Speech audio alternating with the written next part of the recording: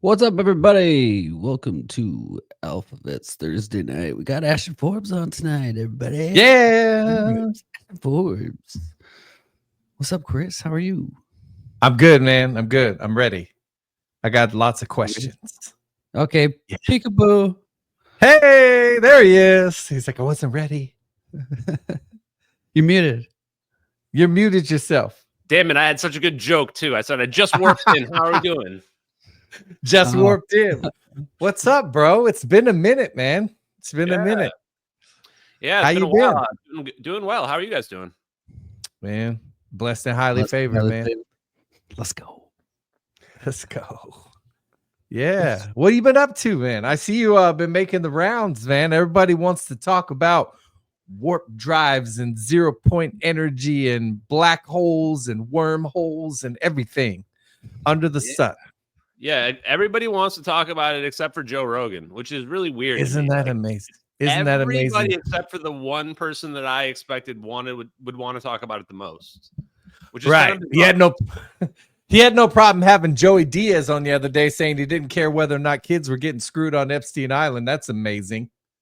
That's amazing. Yeah, he's had some controversial guests on. But yeah, so the big thing that it started to take off was when the president started to say that we had weapons that nobody understood. And people could have probably just dismissed that if it wasn't for his science and technology advisor doing a speech a couple days later and going, we have the capability to manipulate space, time and space, or space and time. And you're going, wait, what? What did he just say? And then you go read it in the context, and it's like, we've chosen to, like suppress ourselves or to like hold ourselves back. And, he's talking about propulsion transportation technologies. So the thing I would say about that right off the bat is it's not some weird metaphor for cell phones or whatever other crap people are going to come up with there. When that gets put into a speech, like people read those speeches, vet those speeches, that's with intention. They know what they're putting in those speeches. And that combined with what Trump was saying, plus like nobody talks about like using the cell phone, like, hey guys, I'm manipulating time and space right now. Like nobody talks Right. like that. It's not how people, use words. So that's when everybody got excited to talk to me because, for the last 2 years, I've been saying that we can make warp drives, that we have the ability to get, extract unlimited free energy from the 0 point energy field. And there's not a lot of people saying that. No. So me and Iz were talking the other day, or as a matter of fact, Tuesday, when we were talking about having you on Thursday, and we were like, wouldn't it be cool if like, I heard him say things like, we have technology where we could have you anywhere in the world in like an hour. And what's crazy is that thought that like I could be like, hey ma, I'll be home for dinner, so like, and just boom. Yeah. You think that, I mean, I would like to think that day come, that all the stuff that they've seeded to us in movies and stuff is actually real, because I believe they show us truth through fiction, so that we're none the wiser while they use these technologies to benefit themselves, while we're just all a bunch of slaves running around for fake money. I mean, you're referencing, I think, Stephen Quast interview from 2019. Yes. Hillsdale College or something like that, I think is where he was at. And he says that we have the capability on the engineering block today, and that was 2019, to take somebody from any point on Earth to any other point on Earth in under an hour. Like, okay, just logistically thinking about that's incredible, right? Like just going to the airport, can take just over an hour just to get there and, get to the gate. So, and then he also says right after that, something that's also a big tell, which I think is kind of can open up the conversation, is he says that we have the capability to beam energy from space to your phone, basically. That's wireless energy. This, when he's talking about this stuff, now you can understand what's the framework of what he's discussing. Oh, he's talking about Tesla technology. He's talking about this idea of beaming energy over long distances, which goes against the conventional view of physics that says that we can't do that because of the inverse square law. Even if we do impedance matching with our signal, we're going to lose signal over distance.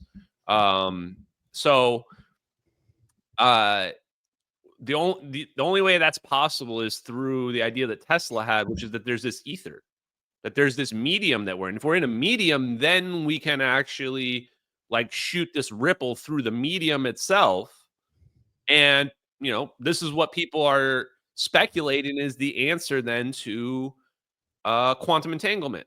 Why is it that we have these weird phenomenon where we see things that, two entangled particles that will act the same over extreme long distances? Well, one answer to that is there's this ether of, extra dimension out there that we don't perceive where everything's really connected. It's all connected. We just can't tell, So that's the same idea as being energy. Yeah, so I'm glad because I was going to ask you, is like, is this the where Tesla mentioned the ether, that there's energy, there's infinite energy all around us, right? I mean, we're energy, human beings. I mean, we're walking, everything is energy. Trump has said that I don't know how many times, the energy is everything. And but are you a little, I mean, obviously, I know me and Iz aren't puzzled as to why the media. You would think that if a real journalist, if somebody from the government comes out and says, hey, we have technology that can bend space and time, that somebody would actually go, excuse me, could you repeat that, please? Because can you back up a little bit and can we ask you what you're trying to say here? But we don't have a real media. We do not. We have a clown world, though. If you like clown worlds, we have plenty of those. I mean, but this is such a good point, though, that you brought up. Nobody's asking basic ass questions. We just heard the science and technology advisor to the White House just say that we can manipulate time and space. Shouldn't the media, somebody be like, hey, were you being literal there? Or were you talking about cell phones? Like, somebody should probably just ask that question. As far as I know, that hasn't happened. This is the same crap that never happened with like the Malaysian Airlines stuff as well, which is how everybody kind of knows me. Nobody asks any basic ass questions. And so this is why I tell people is like, man, like you were saying right before this, like, what's the kind of like, why are they hiding it, or what's the nature of them hiding it, or what have you? You realize like, shit, everything is a lie. Like everything's a lie. The media is a lie. Nobody's really doing real work. Academia is not figuring out these secrets that they should have been able to figure out, that Tesla figured out 150 years ago. And that's what scares me. Honestly, that's where I start to get like religious, because I'm like in spiritual. So I'm like, okay, is there a higher power that can help me out here now? Because there's something really dark happening in this world that we have, and we're just all pawns and cattle in it to them. Because if you look at it through the lens of we have this technology, we have free energy technology being hidden, teleportation technology. And guys, that's just some applications. There's so many applications of this technology. Then what does that mean for all? Just look at the world through that lens and you'll see it under a completely different light. Like that movie where the guy puts on the glasses and now he just sees the reptilian people or the skeleton people or whatever, like sees through who people really are. That's what it's like. Wait, what movie did you say? Is it They? Wait, hold on. No, They Live. Yeah, they with live. Roddy Piper. Yeah, where he puts the sunglasses on and you can see them. I talked with my hands. To your point, some of these movies are basically telling the truth, or you're telling us the reality of what's going to happen in the future. I mean, it's a little bit scary to see it. And a lot of us have woken up in the last, 5 or 10 years. I know I have. Some people have been awake for longer, and they wake up and people, for me, I think this is a good kind of experience. I woke up and kind of realized one day, like, I felt like I realized the stuff that I was absorbing was lies. I was just believing it at face value.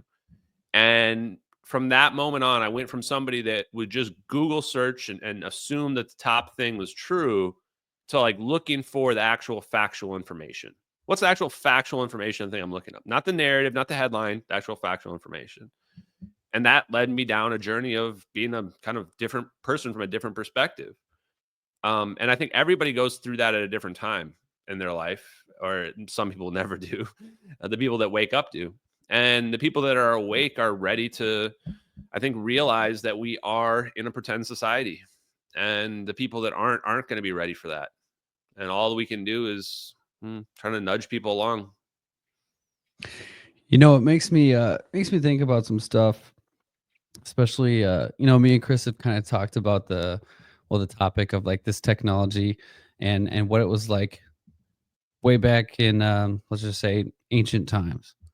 I mean, you see all these beautiful things that were created, and they like to claim that it was done with a hammer and a chisel, which is literally impossible, right? And we talk about the tech and how it could have been far more advanced than what people realize. And it makes me think of a story because you can see this this growing, disclosure of what's actually possible. If the White House is going to come out here and say that they can manipulate time and space and all these things. Well, if you look back to ancient Babylon, I mean, and for those that read the Bible and follow what was happening, God came down and confused their language because He said they're going to be able to do anything they want if I don't do something.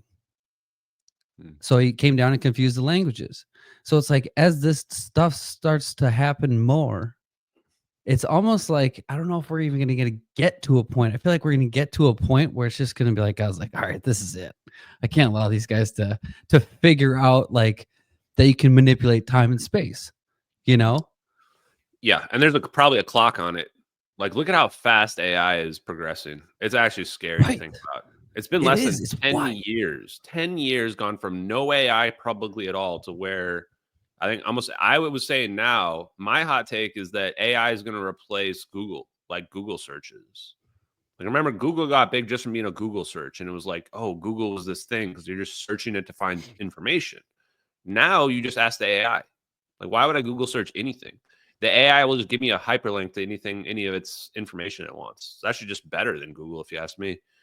And at some point, publicly, the AI is going to achieve super intelligence.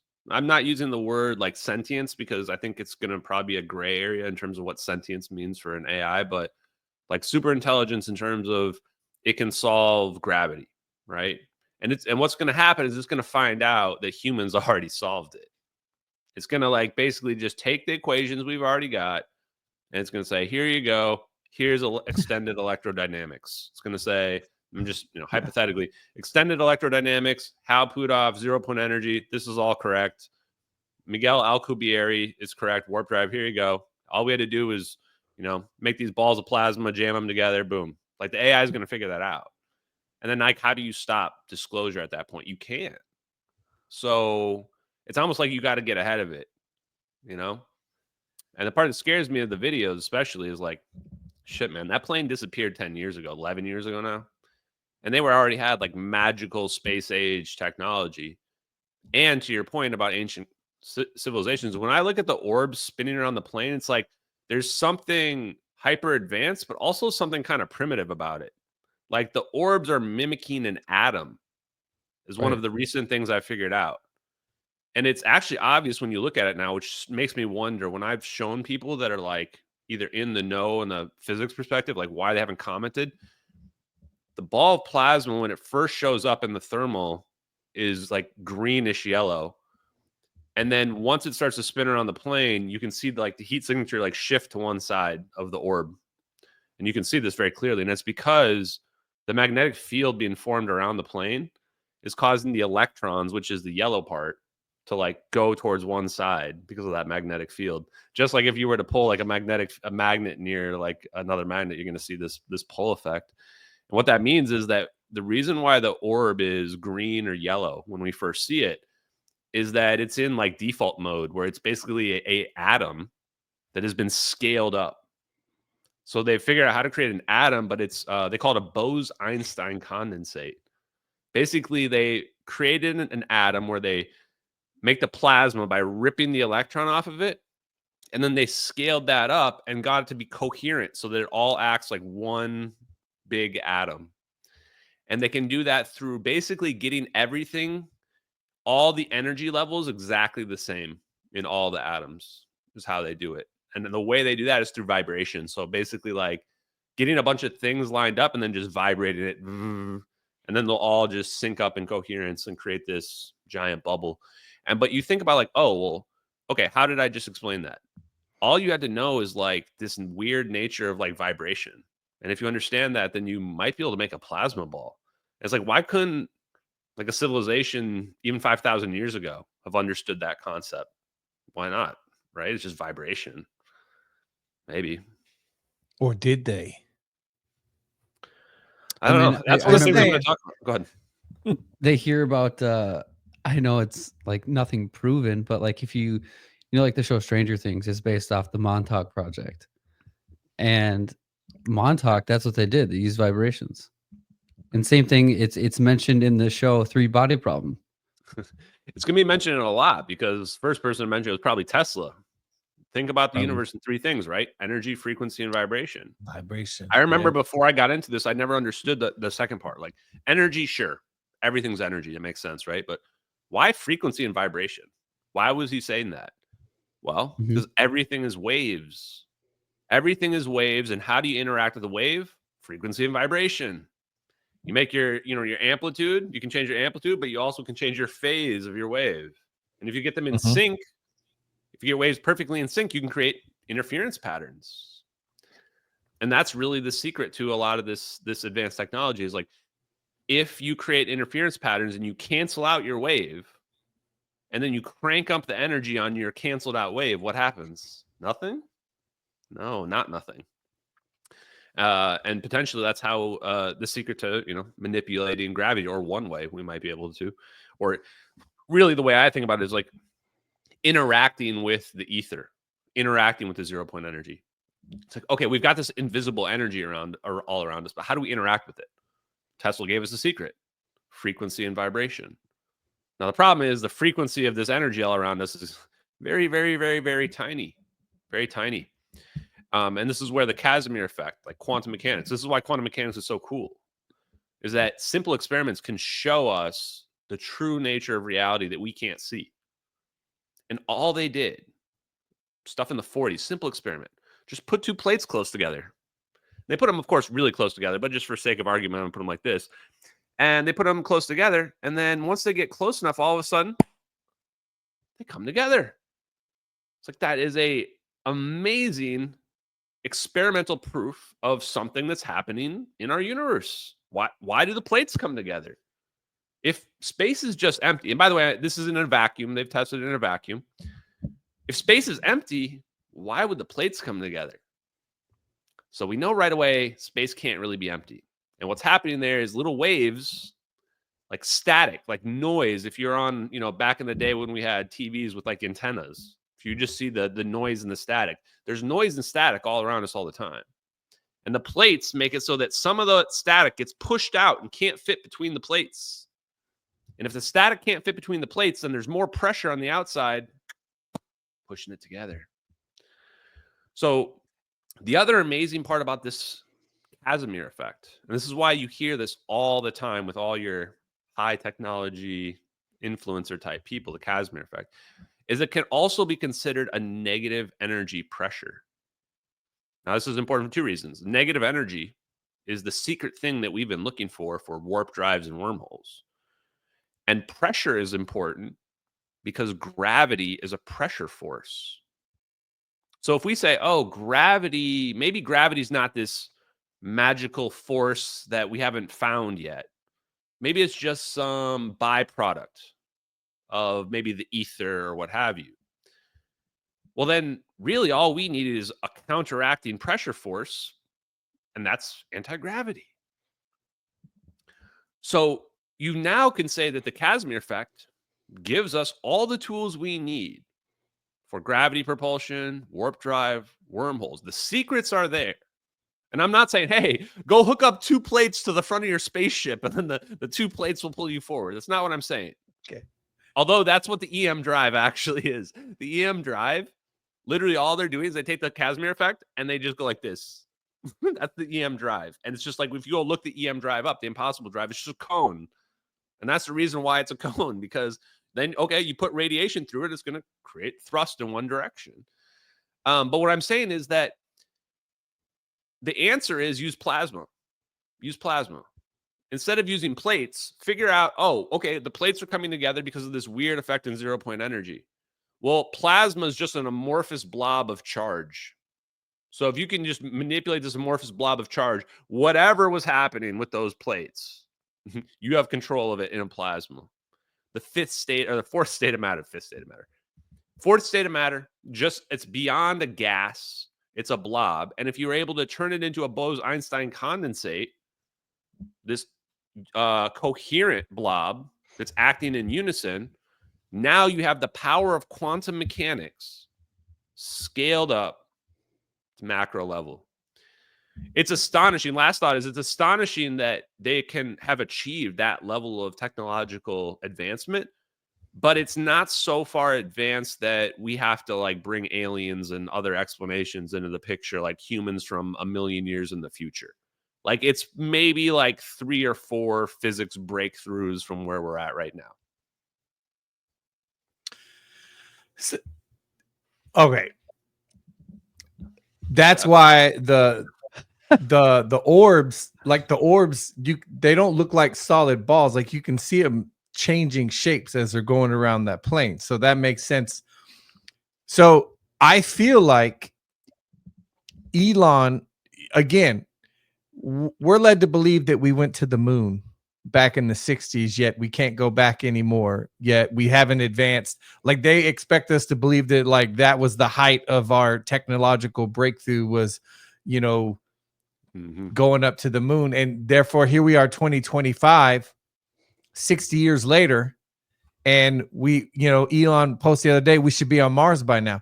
I feel like they're trying to slowly, again, Trump and all of them are trying to seed the narrative to get this stuff out there so that the public can be made aware that these things exist. Yeah. Oh man, so many good things to talk about.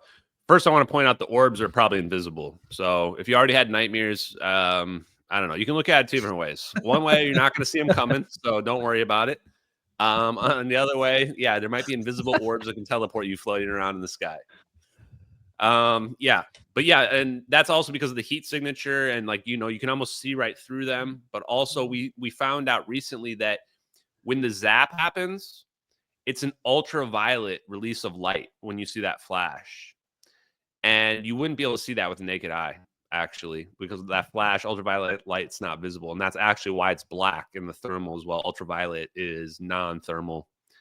Real quick, 2 questions in the chat. Somebody just asked, do hypersonics use plasma? Yes, they use plasma sheath. And so the theory I've put together, I don't think I've heard anybody else say, is that it was like the 60s. I think I was wrong about the SR-71. The SR-71 was fast. I don't think it was quite hypersonic, though, but they did have hypersonics. And hypersonics, in order to go that fast, because otherwise friction would just cause your craft to break apart, they use a plasma sheath in front of it, which is just a plasma layer. And this actually stops the friction. And they found out it actually helps pull the aircraft along as well for propulsion. And so presumably what they realized with the plasma is the plasma wasn't just like, how is it reducing the friction so much? What they realized, it was manipulating the 0-point energy. It was creating a little pocket in space-time where space-time was acting a little bit differently within the plasma. And at some point, they just said, oh, well, we can achieve these hypersonic speeds with the plasma. Why do we have the plane? Like, what's the point of the spy plane and the person inside the plane? That's just a liability. Just get rid of the plane, and now just make this plasma just turn into a ball. And we'll just put like a little electronic device in there. We can have like a quantum communication system and then, you know, move it around in space, just like a little balloon of plasma. And there's this other cool physics concept called dynamic nuclear polarization. I'm planning on talking to this guy from NASA actually about it. Don't hate on me about the NASA thing. He might be the only cool person at NASA. We're going to find out. But the dynamic nuclear polarization is basically like saying, if you really boil everything down to it, everything is a little magnet. Little with a positive and not minus. And the reason why something doesn't have any charge is because you have another magnet that, like, you know, equalizes it. And so it gets bigger, but net total charge is neutral. And in dynamic nuclear polarization, so okay, so the next part would be like, then what is a permanent magnet? A permanent magnet would be where like all the electron spins around your atom, like our plasma ball, they're all aligned perfectly. They're all in perfect sync. And what that creates is magnetism, this pulling effect that we see in like in an iron, if we want to make them in a magnet. And there's this idea that, well, this alignment of spin might be used to create anti-gravitational effects. Like if you can then change, okay, we've created this alignment of our spins. Well, now what if I could move the spins around? What if I could flip the spin upside down? Like what would the physical properties do?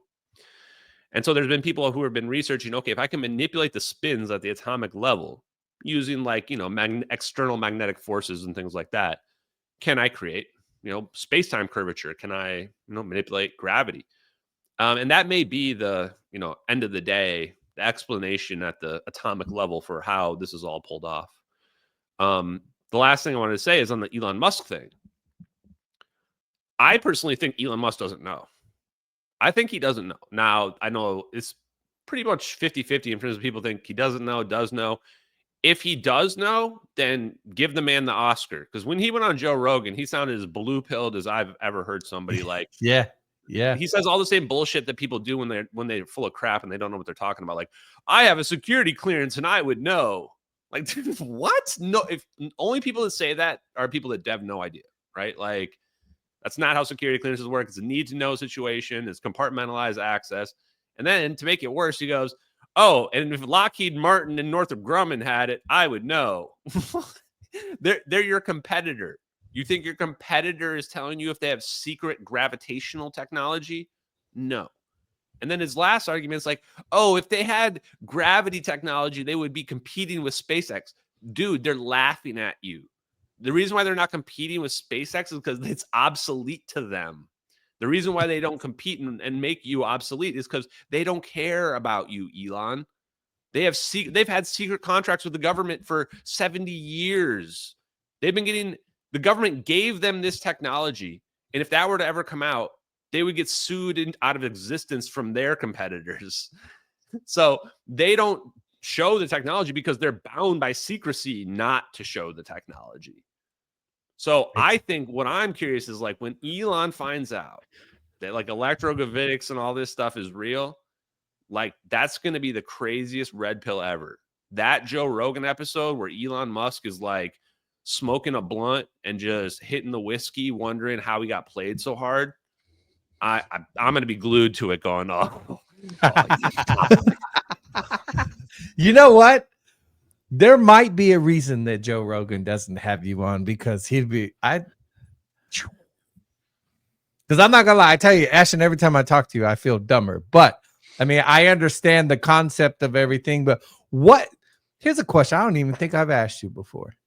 What made Ashton Forbes so passionate about learning about this stuff? Like, because you I don't know what your degree is in, brother. I don't know. But I mean, we like to talk to you because every time I talk to you, you blow my mind with how well you know this stuff. And I know a lot of it is self-taught because you just do the research. But what really was it the video of the plane? Was it Edward Lynn who I apparently did I hear that you might have located him? I mean, yeah, motivated by a lot of that. I mean, do you guys ever watch the movie Blow with Johnny Depp? Johnny Depp. Yeah. You know, like there's a moment in that where his dad the character tells him that, he's like, Dad, I'm good at this, and the dad's so disappointed, even though he's a millionaire selling drugs, right? And he's like, I love this. I'm good at this, and any father should be proud. Why is the dad disappointed? And the dad says, you could have been good at anything, right? I think about that all the time because it's so true. Anybody out there can be good at anything. And for me, I've always just loved science and physics. So when I see a literal airplane disappear out of the sky, and one of the only explanations is that it's a wormhole, I want to know how the hell is that possible? I mean, I'm not somebody out there that just wanted to believe the stuff in the videos, like I saw it disappear. My first thought was somebody edited that out somehow instantly, but kept the background still perfect. I'm like, how did they do that? Right. And I started digging into more. I'm like, oh, wait, a real wormhole might like actually look like that and might actually like do that, And so a lot of it just came from a curiosity about what would happen in the plane. And then going on podcasts, even now doing this podcast, just comes from wanting to get the information out, because you realize that, yeah, there really is this stuff that's secret and anybody can learn it. So it's like, hey, if I just learn it myself and start trying to teach other people it, maybe that's the best thing anybody can do, to like just get it out there. And it just got to a point where the last thing I'd say on it is that probably around the same time the cloud picture debunk happened, I kind of realized, had a full scope of what I was going up against. People that really didn't want this to come out, to the level where they had potentially set up debunks ahead of time to make sure that if something happened, you know, they would have a way to make it kind of go away. And I thought, oh shit, this is real, man. This is serious. Like, I'm putting stuff myself on the line for this. And, you know, do I really want to fight this battle? And around that same time, I kind of realized I've had so many people that I know are legit people that are like in the know reach out to me, that for them, I'm like the way where some of this truth can actually get out that has never gotten out. That the stuff that people are pushing out there, especially in the UFO community, has never even broached on a lot of these topics, never given them the light of day. Engineers, people that have been in intelligence, people that are in the military. I've had people reach out to me from intelligence, be like, what you're looking at is definitely real. Like, this is the type of footage you're looking at, stuff like that. Some I've talked about, some I haven't. I've had people from the military reach out and say, like, you know, they've been exposed to technology and stuff, sometimes not read in, most of the time not read in. Then just the engineers, like having the engineers talk to me, and like just knowing that they're not making up some story. These people are with PhDs, like people like Salvatore Pais. Right. And I realized that I'm not even really doing this for me. It's not even really about me. It's really more about like the message. I kind of think of it like the V for Vendetta, where it's like, this is about humanity learning really a new understanding of the universe and our place in the universe, you know, from Great every movie. level. And even if I weren't the guy doing it, even if it wasn't for Orbs or whatever, there are other people that would pick it up. And I'm glad that that's the case, because it protects me to some degree. And that's the only way I think we were ever going to get this truth out. Like, I don't think there's any reality in which the government was ever planning on being like, oh, by the way, yep, we can teleport stuff. You know, we've got free energy technology that we've been hiding from you. You know, that the UFO community and stuff, they weren't even close to any of this stuff. And they're talking about aliens visiting us from other solar systems. So, you know, that's the reason why I keep doing it. And every day that goes by, I get smarter at it. I keep learning. I keep thinking, like, look at how far I've advanced in just 1 year. And I'm going to keep learning more and more and more. And it's just going to get better and better. See, man, that's good to be because I think you're right. I firmly believe that we have reached the point of no return. I don't think they're going to be able to tuck any of this back in a box anymore. It's the same. It goes to show you, the people that tried to debunk you. I saw the whole, when it first started a couple years, I saw all the people trying to debunk it and how you handled them. And it's the same people, like when you talk about things like the chemtrails and everything. Oh, they're not contrails, man. I know I know I'm not an idiot. You know what I mean? But they're so in the bubble that they've been put in by these same people that want to hide technologies like that. But now here they're out here going, oh, the UK is going to dim the sun and stuff, because I think they're starting to realize that it's too far gone at this point. I don't think there's going to be a way to put it back in the box. And I think that it's just going to continue to steamroll until this stuff comes out. I mean, the question, oh, God. Like, even like once it's like uncovered, like as things start to progress and accelerate with disclosure and stuff, like how long like do people think this is actually going to last though? Because I feel like it's going to spiral to a point where people are just unstoppable, you know? And like that is a whole, like, next level of thinking. Because like you say, like wormhole, right? And like, what if it's just not from spot to spot, but what if it's like interdimensional?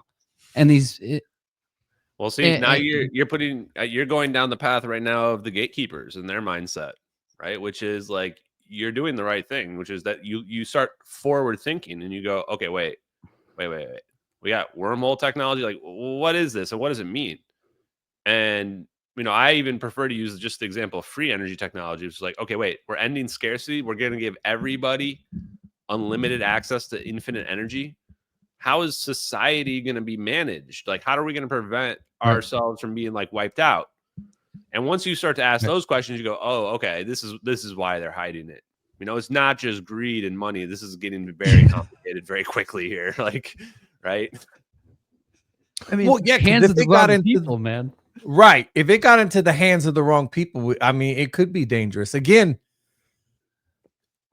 like Iz pointed out earlier, we firmly believe that we are far more advanced. That's why God had to flood the earth. You look at the things like the pyramids. We know that wasn't just dragging stones hundreds of miles. There was technology. There was a technology that supposedly we don't have now that built those things. So why would God flood the earth? Maybe something like AI back then, maybe some kind of technology that had to be, or else we were going to just wipe everybody out. I don't know.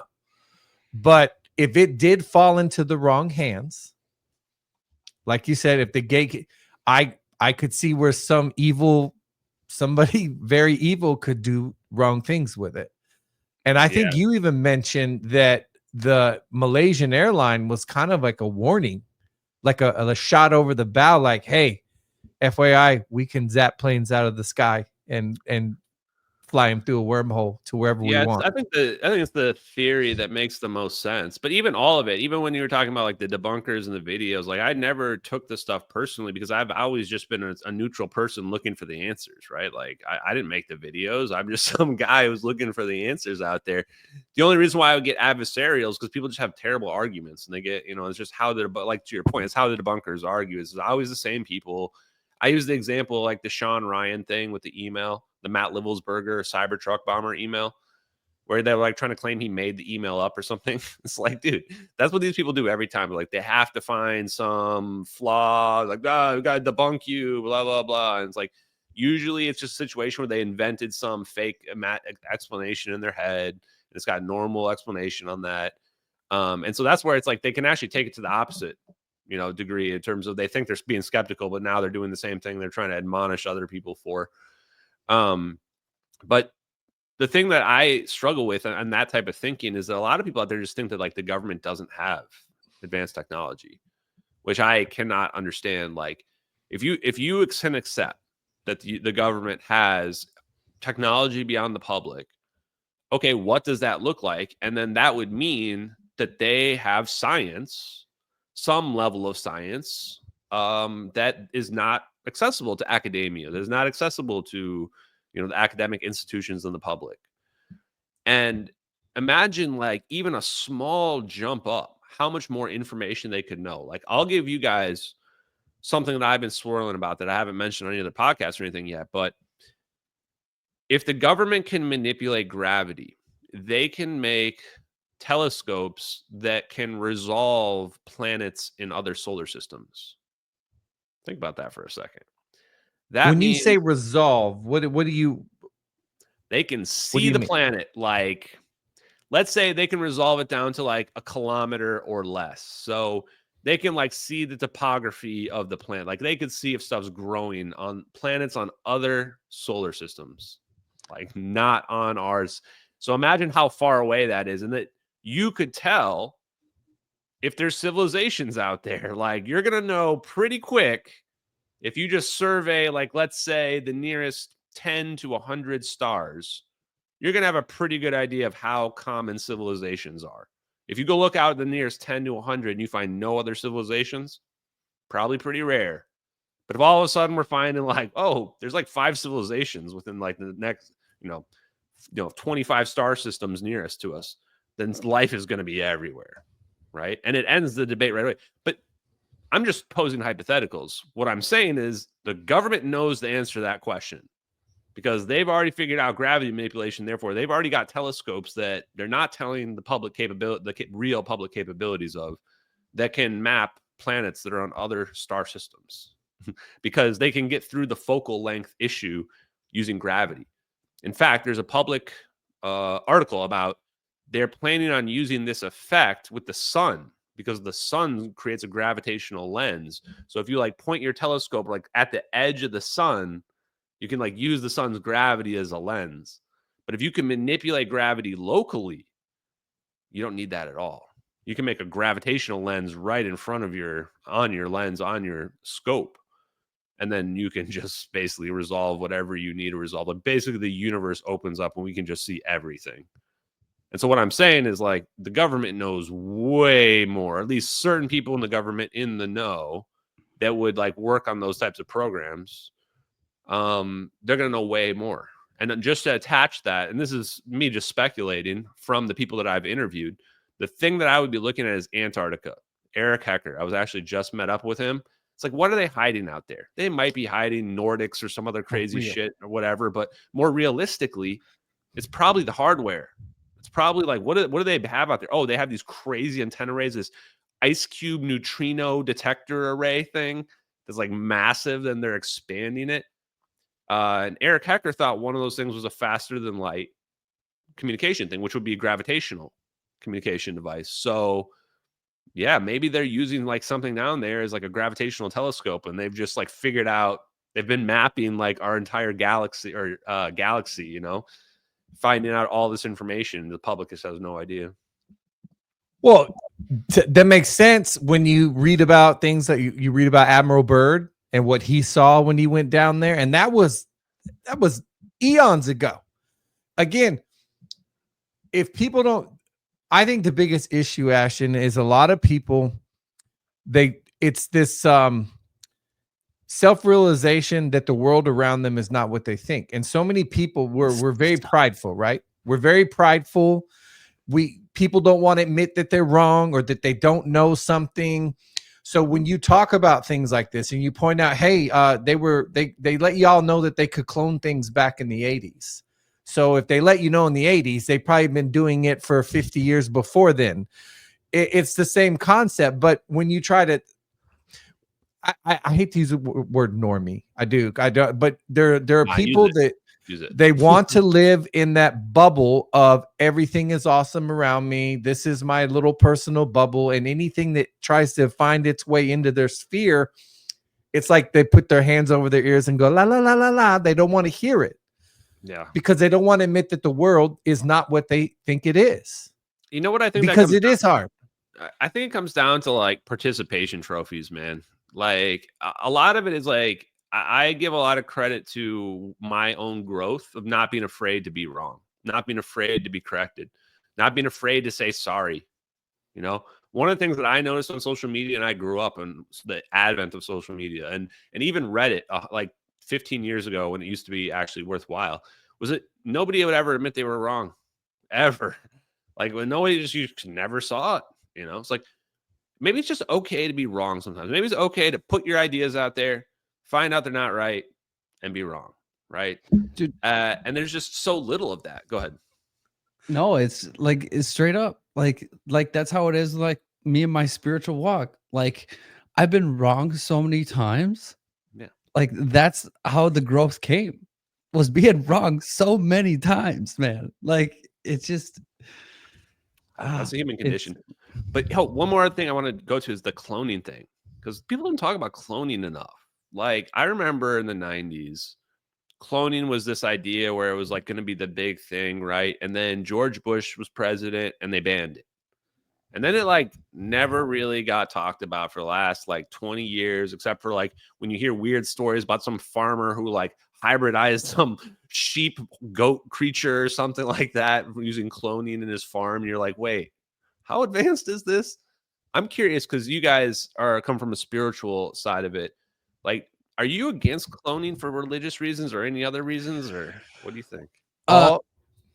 Well, here we go. So yeah, cloning. Yeah, I'm not too to me, it's an imitation of God's creation. Now, as men and women, like we are in the mind to create. Like we are made in the image of God, right? So we are creators within ourselves. But when we start to step outside the bounds, like stepping out of bounds of what creation might be. I mean, if you want to go down some like deep rabbit holes, if I know a lot of people talk about like the ancient like Anunnaki and stuff like that, Yeah. and but like if you look at like the Enuma Elish, which is an ancient text, and it talks about how the Anunnaki were manipulating. They're masters in genetics, masters in DNA manipulation, and they were cloning things, and this is how a lot of the stuff in ancient times actually revolved around, but it's not really mentioned. I mean, I would say the word of God is absolute truth, but let's be real with ourselves. In Genesis, there is a massive gap that is not explained. Right? And so you can go through a lot of different. I think the cloning is it's a form of witchcraft. Do you think that the clone like has a same soul or a tainted soul or no soul compared to a person if they did one? What would your view on that be? You want to take this one? You want me to take this? You want to take this one? You want me to Go take for this it. Okay. So think about this. What there are when you think about things like the spirit realm. So if we could see what was going around us all the time, nobody would probably get out of bed if you could see what was going on in the spirit realm around you, because demons are real. Okay, demons are real. Unclean spirits are real. If you read things like the book of Enoch, where it explains that these demons, they roam the earth. These unclean spirits are the offspring of like the things like Nephilim, which to Nephilim, they want you to think that angels came down and had sex with humans and created the giants. No, they were manipulated. They were DNA manipulated. They were created by these things back then. And the offspring of those, if you read in Enoch, says that they're all trapped down here. All these unclean spirits, these demons, they roam the earth. They need a vessel, though. If they really want to do damage, they need a vessel. They need to. You have people that can be demonically, influenced. It seems crazy, but no more crazy than the technologies and stuff that they hide from us. It's real. Like the spirit realm is real. So if I'm the evil one, I'm these evil people who worship a different God than we do. I could then create my own vessel for that demon to inhabit. And they could do a lot of damage, especially if they get into your political realm and all this other stuff. They get into Hollywood. I mean, go listen to a song. Do you remember the rapper B.O.B.? Yeah. He hasn't done a lot lately, right? Since his last album, like in 2016. Well, there's a song called Bend Over where he's telling people, you're so focused on this, you don't realize the people who are really screwing you over. And he says, if you want the fame and a mansion in a Hollywood subdivision, you get the fame under one condition. You get copied at the cloning center. Then they take you out with a common ending, a stroke, a heart attack, an aneurysm. He said it right there in the song. Many people in Hollywood have alluded to like, hey, they've replaced these people with. So yes, I believe it because it's that crazy. But if they were cloning sheep in the 80s, I promise you, where do you think your DNA goes for 23andMe and all these places? What do you think they're doing with it? No, I what mean, do you think they're doing with this? Some random farmer is cloning sheep on his like farm and shit. That's when I'm like, okay, wait, how far advanced did this get? Like, and then again, it's like, oh well, the military and government's like at least 20 years beyond that. So you're like, wait a minute, like, wait, can they clone like people? Like, why not?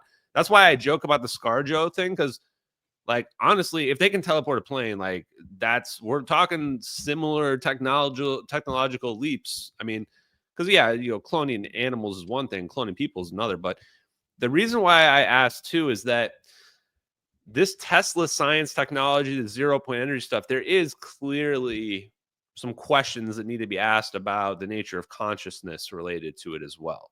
Because we're saying here that there's this 0 point energy, this non-thermal vibrational energy that represents unlimited energy, potentially an extra dimension of unlimited energy.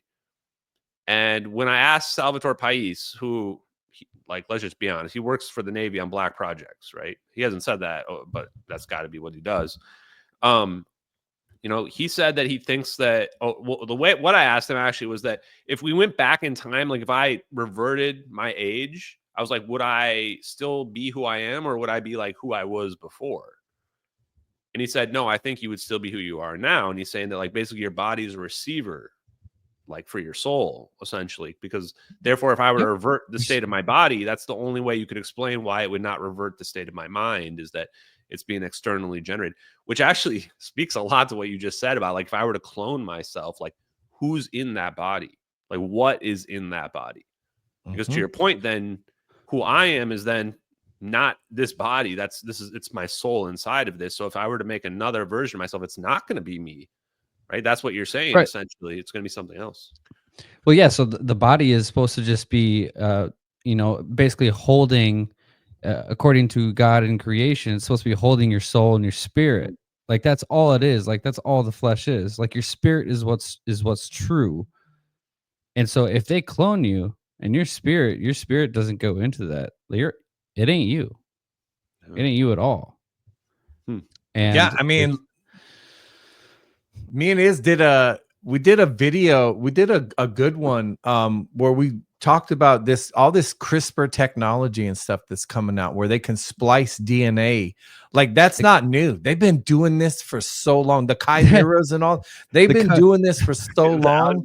The chimera, the human chimera hybrids. Yes, they've been doing this stuff, man. Just like if you can cut DNA and insert what you want, I mean, you're getting back to what was happening prior to the flood. And this is exactly what they were doing. I mean, so think about disembodied spirits. So disembodied spirits, if you want to call them demons, whatever you want, before the flood, there wasn't the disembodied spirits. All that was manipulated, they weren't judged. So when they were wiped out, they're still here. So what we're dealing with is all ancient disembodied spirits. Now, these disembodied spirits, they seek expression because they don't have bodies. So if you think of a disembodied spirit, you got to think of a person without a body that is basically there to under the kingdom of darkness. So they seek expression. So if you get the right people in governments, if you get the right people with the right technology, and you start cloning people, what is the perfect way for a disembodied spirit to take over a body? Something that has no resistance, because it can't just enter a Christian's body or something like that. You basically have to give it permission over time, even if it's done incrementally. So if there is a body that has no resistance, it's just an open container. Think of how many disembodied spirits are now have expression that all of a sudden become a great speaker and become the president for 8 terrible years. And well, if the secret word is marshmallow, guys, if they ever replace me. So you guys know the secret word. If all right. If no one doesn't know the secret word, then you'll know it's I don't know it's you. Right? They're watching you right now. They're like, type in the secret word. Marshmallow. Maybe that's just our code. That's our cover secret word. We'll say the real word offline. You know, offline. Well, so okay, go ahead, keep on. No, so in Enoch, Ashton, it says, you know, that these disembodied, these spirits that are stuck here, they will never see the heavenly realm again. So think about this evil army that roams the earth. Their ultimate goal, you are at war. There is a war going on for us constantly in the spirit realm. We're that important to good and evil that there's a war constantly for you. The minute you come out of the womb, they're after you. And the evil ones, though, they want you trapped here with them because they know they're never going up. They're never going to see, because they sinned against God. They came down here and did all these abominations. And now they are stuck here. They will never see the heavenly realm again, but we all can. So that's why they go after us. There's a good movie that kind of explains it. What am I thinking of? Where he's in prison. Prison Break. No, I'm just kidding. No, where he's in the the demons in the guy's body and the psychiatrist Oh, goes to the prison. Nefarious. Nefarious. Have you seen that? Yeah. Have I you know seen what you're that movie? talking So about. he Yeah. explains it. He's like, there's more of you winding up in my master's kingdom because they're all stuck here. They're never going to see the heavenly realm again. So that's why they constantly go after us. And if they get into the wrong people, they create something they can inhabit and they get into the right positions of power. That's why, when you talk about Q, what does Q say? It's going to be biblical, because there are things that I believe are going to be revealed that people are going to realize there will be no doubt about it. I believe that people will know that God is real and that these people have been working against us for a very long time. So there's now, if you want to go into like biblical proof, we did a whole show on this. The whole show we did on our channel, it's called Hallel, and which is Satan. But if you look at the biblical stuff, like what happened in Ezekiel 28, so like a lot of these times it happened in Daniel, it happened in Exodus, but people don't necessarily understand it. So in Ezekiel, what does he do? He addresses the king of Tyre. And there is no record of king of Tyre. It was the prince of Tyre. And then later on, Ezekiel 20, he addresses the prince of Tyre. So like people, if they just read that, they're kind of confused. They don't understand. But when he's addressing the king of Tyre, he's addressing Satan. He's addressing the spiritual entity behind the throne. And so like this stuff is happening still to this day because that day has the time of their judgment hasn't come yet. So if you think of this whole like next level into like cloning and stuff like this, you can see how very easy it is nowadays for these principalities and demonic entities to get into positions of power in the physical. Do you think this is what General Flynn talks about? Because he kind of talks in like, I don't know. I guess people might say like metaphorical terms in some cases, but I think he might just be speaking literally. I mean, he talks about battles of good versus evil. He talks about advanced technology. In some cases, he said that there's like, he says extraterrestrials like controlling government, but he could be meaning, like what you guys are talking about in terms of demonic entities. And there's also been a lot of rumors, let's say, in the UFO community that there's a very big religious aspect to, the phenomenon, which is also then related to the technology as well. So what are your thoughts on him and that? Because he follows me as well, and I've been trying to get a beat on what his deal is. Well, so even like the extraterrestrial stuff. Now, I know some people are just going to be so upset at this, but like I don't think aliens are like this from a different planet type of thing. Like all my research and all my spiritual walk. Let me tell you, no one's going to get upset. Go ahead and just throw your idea. Yeah. You'd be surprised. Well, maybe not at all. But no, to me, I think it's all interdimensional. And I think a lot of the so-called alien stuff is interdimensional spiritual realm type stuff. I mean, if you think about like what was happening during World War II and what Hitler found, now I'm not saying everything is exactly factual because we don't have like a 100% guarantee, but a lot what Hitler uncovered were a lot of this craft and stuff. Bob Lazar talked about one being an archaeological dig that was ancient. And so if you think about these things, you talked about wormholes, right? That's why I said, like, what happens if we're not just going from spot to spot, we're going interdimensional. It's almost like if the Hollywood out there is giving you a little bit of truth here and there in those movies, think about something like King Kong versus Godzilla when they go into that different realm through a wormhole, spoiler alert. And all of a sudden they're just in this different area. I mean, how many movies have shown that? So it's like I start to look at it in a very I don't remember what the question was, but here we are. No, so I mean, you're talking about, I mean, I was asking about, you're fine. The spiritual aspect of, kind of the phenomenon and where like people in the military, like General Flynn, might be coming from. And somebody in the chat was saying, explain the Merkabah UAP, because I think they wanted to talk more about the biblical aspects of what people have seen with these UFOs and things like that are flying around in the sky. Now I lost my train of thought. But yeah, with the UFO stuff in terms of like the religious connection to it, the extra dimensional thing. This is the thing that I've kind of struggled with, where there's a certain line in terms of the MH370 videos and the investigation where I can't really go past it. You can't really see. I don't know the truth of, like, I don't have the other side. Like, people ask me, where did the plane go? I actually can say generally the direction the plane went. The question is, like, there's no videos of the plane showing up on the other side.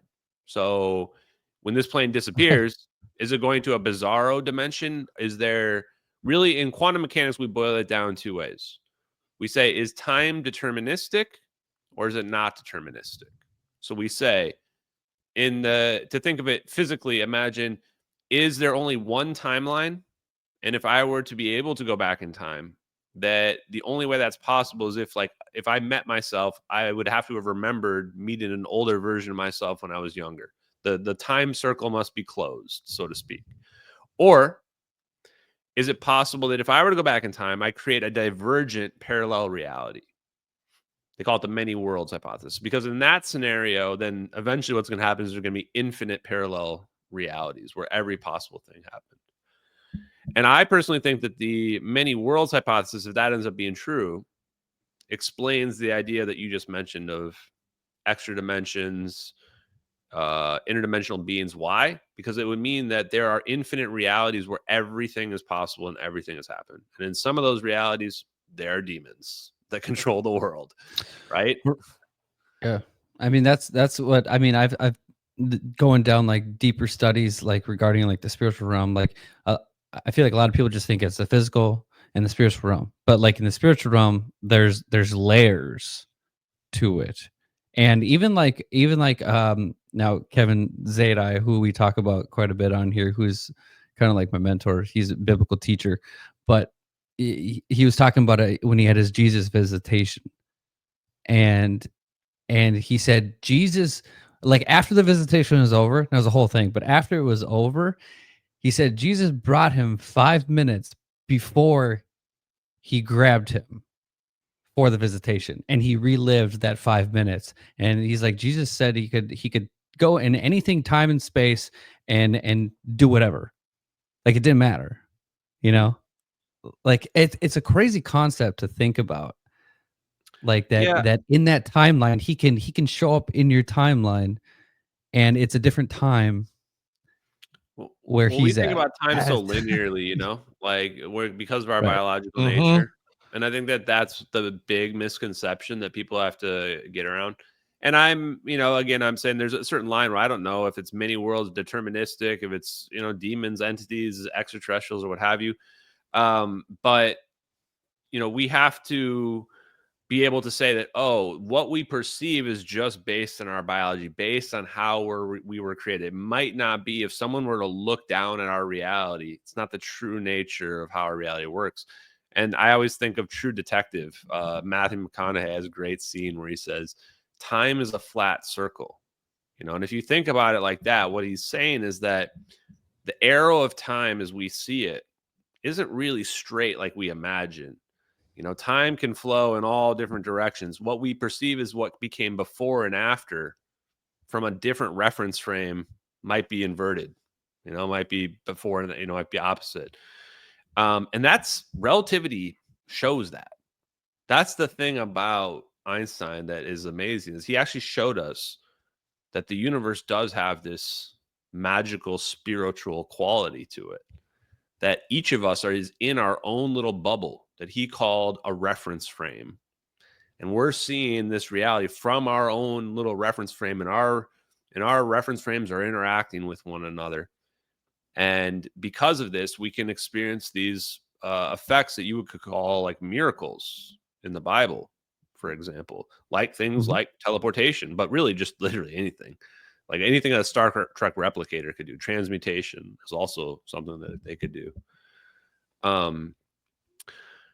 So I guess what I'm getting at here is that I think that anybody that actually gets exposed to this level of technology, that understands what it's actually capable of, won't come to the conclusion that there is no God, but they will come to the conclusion there must be a God, because we must be living inside of a construct, and all constructs must have a creator. There is a code of rules that is set into our reality, a foundational code. And that would imply that somebody built it, right? Right. Like this didn't just come from just nothing. No, man. Like, That's why the Big Bang Theory just drives me insane. I'm like, or we evolved from monkeys. And I'm like, really? Then why are there still freaking monkeys? Are they like too stupid to evolve? Like what is that about? You know, like the only concept the only concept of like the Big Bang Theory that's actually like correct in a sense, like a spiritual sense, is like it says God spoke and it was, so it's like bam, yeah, I understand, like boom, there it is. But like why they gotta leave God out of it, Yeah, it goes back to what we were talking about at the beginning, where it's just like there's certain kinds of people that aren't really ready to be awake. And I was one of them once upon a time. I used to be one of the people that argue adamantly that, creationism didn't make any sense and that evolution could explain everything. And now I look back at my older self and I just think how foolish and silly it is, because I think that it's not just like evolution is fine. Evolution exists. I have no problem with that. But it's just we are way too complex and our history is way too short.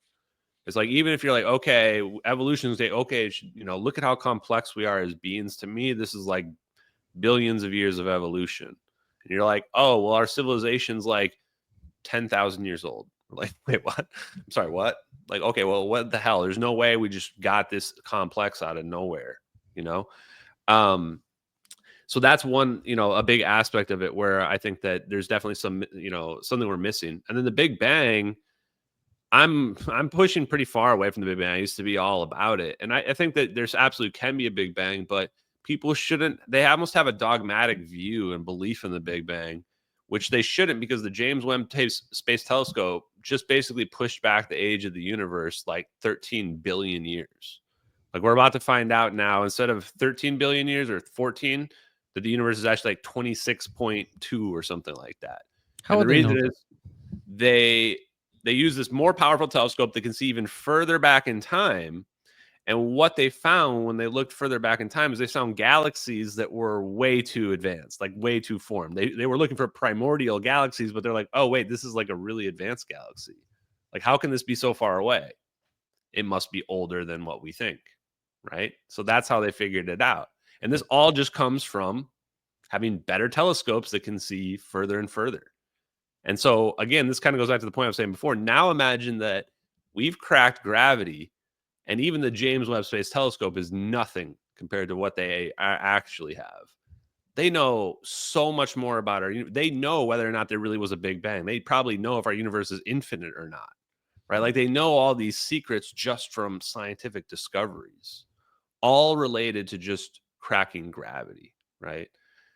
And that's why the clip I was showing earlier about that movie Chain Reaction with Keanu Reeves and Morgan Freeman, where Morgan Freeman's trying to explain to Keanu Reeves why we can't have free energy. It's like Keanu Reeves is like, so it's about greed and money then? He's like, it's about so much more than that, right? Because you're like, this is like a spiritual like answer. Like, we're gonna find out like what the hell is the answer to the universe, right? Like, maybe it is static. And I think that people are out there saying like, oh, when disclosure comes and we learn that there's like 27 species of aliens, like all the religious people their minds are going to be blown. Oh, your God was a lie. It's actually, I think, going to be the opposite thing that happens, where we're going to learn that like we live in a construct. It doesn't matter how many species of aliens there are, because God created the entire construct. And it's going to be all the NPC people that were thinking that, you can't, nothing's magical. We can't do any of this magical stuff, that their minds are going to explode, because they're going to realize, oh, I was the one thinking that nothing is special in the world. And it turns out there's all this special stuff. And it was hidden to me by my authority that I blindly believed in.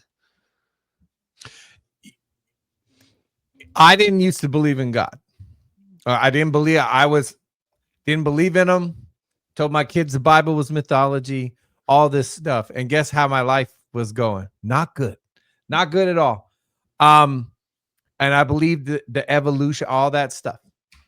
And it wasn't until I gave my life to God that he opened my eyes, removed those scales, and showed me just how genius his creation is. And again, our bodies, when you look at our bodies, something created that thing, man. It is perfect. It is perfect. And yet you have a world that constantly tries to tell you that that God gave you everything you needed except the ability to heal yourself. And, things like that you have to take a pill, all this stuff.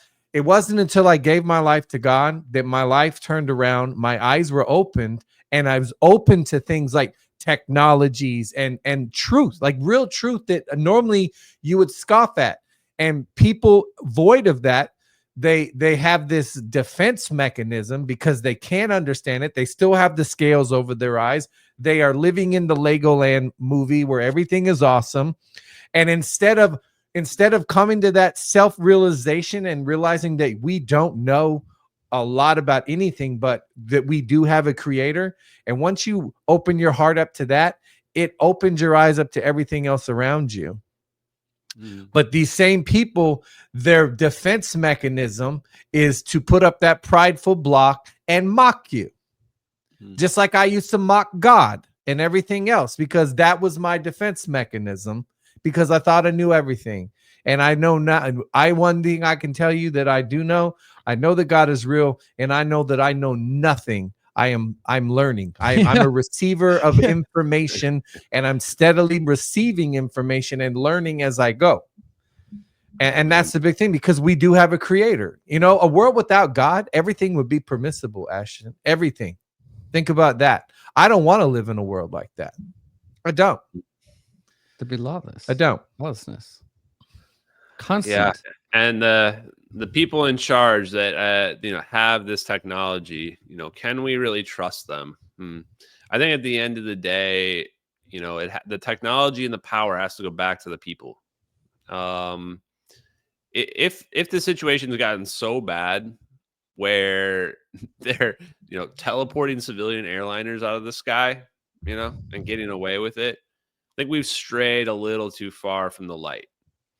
And I'll flip that by also saying that there definitely is an aspect of national security, of stuff like this, this level of power that does have to be monitored. I mean, there's just no other way around it. It's too powerful. It's just, we're getting a little bit too close to the sun here, so to speak, with this level of technology. It's dangerous. And so I don't know where that line is. Go ahead. Well, you talked earlier. You mentioned something about the gatekeeper thinking, and it's interesting too, because like we talked about like potentially what was happening prior to the flood in a biblical sense, but it also says in Matthew, as in the days of Noah, so shall be the coming of the Son of Man. And so at the same time, like, so when Jesus returns, and it almost seems like it's going to get to a point that they're going to reach, just like Babylon. They're going to reach a point where they're going to be unstoppable, and God's going to be like, nah. Yeah. We're not doing this. We're not going down this road. No, it's time. I kind of wonder if that's what's going on. Maybe that's the big answer to all this stuff, and even the UFO phenomenon. I think the whole UFO phenomenon might be just a big ruse for like, okay, well, if maybe there's this cycle of destruction that occurs. We do see cycles in the universe. You could imagine what if you're stuck in a cycle where this technological cycle, and your technology gets so advanced that you wipe yourself out, and you have to restart over and over again, and so you get stuck in the cycle up and down. Well, what's the answer to that? You can't break. You have to break the cycle. How do you break it? You send all your technology into the sun, and then you just give yourselves amnesia, right? And you say, we're going to try to delay the inevitable as long as possible. I get a little bit worried that might be what's going on. That would be a very biblical thing, in my opinion. I mean, that is all Genesis, Alpha and the Omega. I mean, that's everything, and then it also, this is a question I want to know your guys' opinions on. I think I'm just going to ask everybody this question. Is that for me, I've kind of looked forward, like you guys have, at that technology and said, what does this mean? And I think that there's going to have to be a choice. Now, maybe it's not as extreme as what I'm going to ask you, but where we have to choose between technology and free will, or between technology and privacy, if you want to think of it like that. Where the more we get, the more technologically advanced, the more dangerous it gets, the more we have to have control over people. And maybe that's why we're seeing the WEF and the globalists and the tracking and everything and the real ID crap that's coming out now, where we're just being tracked all the time. Let's be honest, right? Maybe they're already preparing us for that. I'm curious as to your guys' opinions in terms of where you land on that. Are you like, okay, we're just going with it, I'm giving up the privacy, or go ahead? I think it's the way the world is going, that, like you said, it's between free will or you're going to be tracked, manipulated, take some type of tech. But even like, you look at like the biblical sense of like the mark of the beast, it says people aren't going to be able to buy or sell. So that's a manipulative attempt that they're going to have to take something, and it's going to compromise your free will, right? And it just makes you wonder, because like with what we've seen with the COVID and the vaccine push, that it was almost like a test run for the future to see if like people would just do it. And guess what? People just did it. People just did it. They just did it. And now it's like, so if they can, even let time go by, have people get comfortable again in whatever's, good policies and stuff like that, get them comfy. And then next thing you know, they're going to implement some new system. I'm not saying I'm not saying this is anytime soon. It could be decades down the road or century for all I know. But all of a sudden it's just going to manipulate, and it's going to compromise you to the point where you, like you said, it gives up your free will, and you are now at the point of no return. And that's why I think free will, because free will, it's the most important, one of the most important things God gave.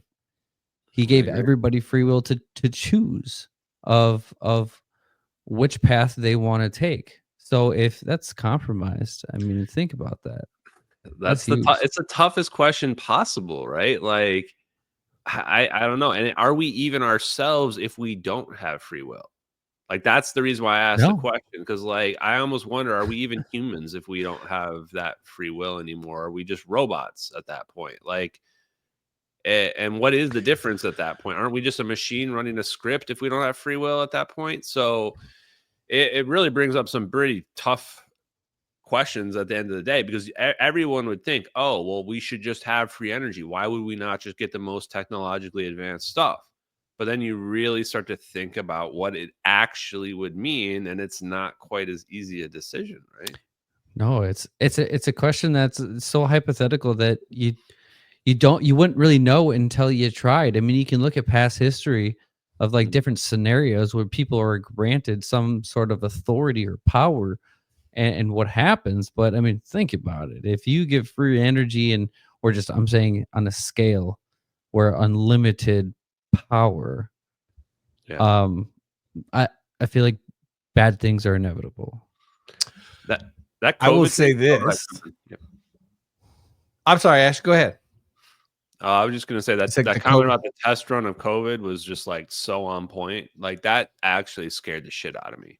How people literally develop mass formation psychosis and just convince themselves of something that was happening that was completely immaterial. That was just, there's no physical, like, you don't go outside and see like the world burning, right? You just see people acting crazy as shit everywhere. That was like really what was going down. And you realize that, yes, like, I actually think they're straight up planning us, and that everything is planned. And that was like a test to figure out, like, how much susceptibility do these people have? How much control over them that we can just push out there? Because, the next step is fusion. The baby steps for free energy is going to be, here's fusion technology. But they're not going to give us the real deal. People out there think that solar panels are as efficient as they can be. They're capped at like 20%. They could be so much more efficient. They're going to do the same bullshit with fusion technology. Fusion technology should be straight up unlimited energy.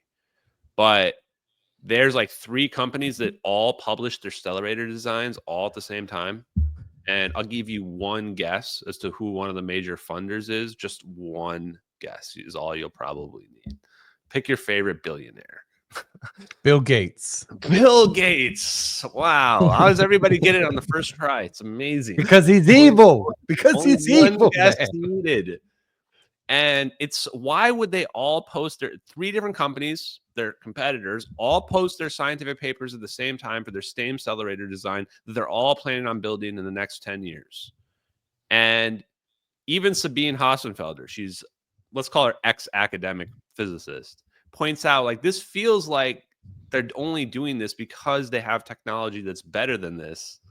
And it's like a way to just make some money by giving the public some. They're going to give us gimped ass fusion that like is going to be like a little bit better than like fossil fuels, basically. And they're going to get this psyop on us like, oh, this is the greatest thing, great. But they're not going to tell us like they have something that's like 100 times better. Like Right. that's what they're about to do. Right. And they're going to make billions doing it. And they're going to have everyone bowing to Bill Gates for giving it to us too. And people are going to be clapping, yay, Bill Gates, you gave us fusion technology. And it's going to be some bullshit version of it. I can already see it coming. People are going to probably clip this in 10 years, like talking about, like, this guy saw the future. He saw the future. He saw the future. You'll never Yeah, pick man, electricity again, but they're like, yeah, we can also wormhole people. You'll never You know, back to the free will thing, okay? Yeah. I forget what civilization talked about this theory that time is cyclical, all right? That we go through generational cycles, right?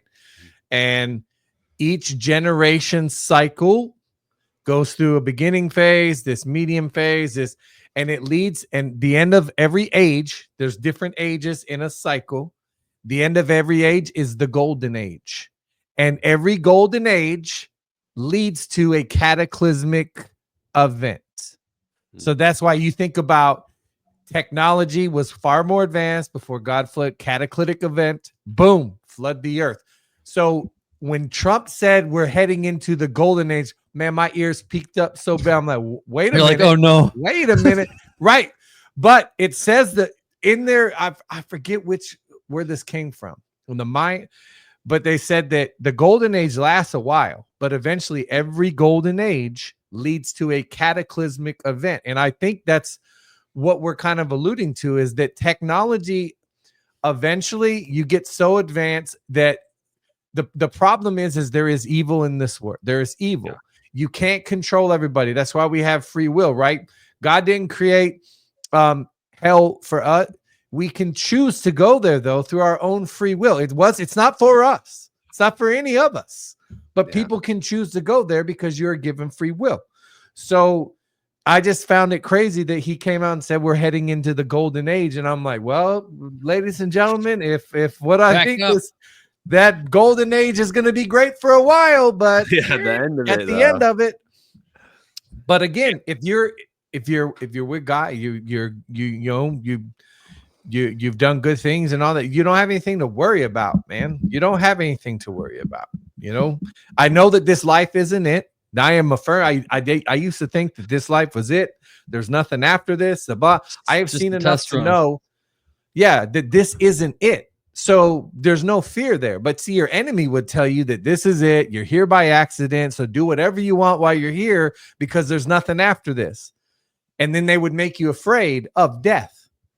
That's how they got you with COVID. Oh my gosh, you're gonna kill mama and grandpa and all this other stuff. So be afraid of something you can't see. They're in a room back there going, hey, you think we can get them to wear 2 masks? I don't know. Let's try it. You think we can get them to like wear bubble wrap? Well, exactly. Dude, suffocate themselves. Like we're getting close to that point, honestly. But you're right, though, is that free will is the freedom to make mistakes. Yes. Right. And that's the paradox that we have, is that the technology becomes so powerful at a point where anyone making a mistake can easily wipe us all out. So now we have the problem, is that we want the freedom to make mistakes, but mistakes can be very, very costly in the hands of evil people or even people that make a horrible, horrible accident. So where is that line? And I guess that's where we have to look at our leadership, like President Trump and like the people that he's appointed to hopefully help us guide us through there. I mean, I'm getting a lot of breadcrumbs from the administration that seems like they are, trying to get some of this technology out. But I think that they're probably asking a lot of the same questions that we are in terms of where's the line and what can you put out safely? Hopefully it's not just going to be Bill Gates crappy ass fusion stuff, because I don't think that's going to be the answer. But decentralizing the power and the energy. I mean, we need to be able to have energy devices where we don't have to depend on the power company. Simple as that, right? The other thing that I would say too is that I hope the reason why we need to disclose this, and President Trump needs to disclose this, I hope that he or his administration are listening, is that America needs to be the leader in this technology. Like, right, whoever gets at it first, whichever country gets at it first, is probably going to be the most prosperous country for like the next 1,000 years. Like, I don't see another echelon above 0-point energy technology. It's not very often you find out that, oh, fire technology is like garbage. We have this whole other level of electricity technology we could be taking advantage of. So America should be the leader of microchip technology, for example, because the first free energy device isn't going to be like a magnetic motor like it would have been in the 70s or something. It's going to be a microchip that you can put in your phone, and now your phone never runs out of energy ever. Never needs to be plugged in. Right? The thing about how much that's going to change the world. Think about if America is the one that's producing free energy microchips. Right? You control the economic planet for the rest of like all time. Yeah. That would be crazy, man. Man, Ashton, it's always a pleasure having you on, dude. The conversations are not boring. That is for sure. This is a fun conversation, right? Yeah. Like, so we're so done with the political stuff. Yeah, like we don't talk. I don't know if you noticed, or maybe you probably didn't. You're a busy dude, but like we don't talk about politics like at all anymore. I don't even look at politics anymore because I'm just so bored with it. Yeah, it's just like blah blah, and it's just like people just giving theater. Hot takes with It's nothing theater, they know man. About. So like this, I'd rather talk about this. I love this. Yeah. But this is what I like to point out, is that this actually becomes a political topic. And it's a lot more interesting than all the slop that we've been dealing with, all the social crap, nonsense, the arguing over Katy Perry going to space. I don't want to spend any mental energy on that at all. Zero. I'd much rather argue about, should we be cloning people and the limits of free energy. Like, these are things that actually will matter to civilization in our lives. So that's why I love our conversations, and I think we've set the bar pretty high for these types of combos, especially from the spiritual aspect. So thank you guys. Absolutely. Yeah, man. We'll have to do it again. Have to do it again. You bring a whole different, brilliant perspective to like just this earth, the existence, but looking at it a different way, just the technology and everything like that. And like, the spiritual aspect is kind of like our forte. So it's our wheelhouse. We can take both. And I love that. I love that. Yeah. Oh, yeah. I love that there's that intersection there. So, it's great. And, thanks for, having me on. For my followers, make sure you guys are following Alphavets, guys. I think there should be a link somewhere, but if not, I'll put it in the Twitter for you guys. Yeah, man. They one of our mods was like, we need to get Ashton back on. I'm like, yes, we do. Yes, we do need to get Ashton back on, man. Yeah. So thanks, brother. God bless you. Keep doing what you're doing, man. Silence all the haters with a backhanded smack if you got to. You're very good at it. Yes, just keep on keeping on, brother. Thank you. All right, man. We'll talk to you guys on the next one, and holla.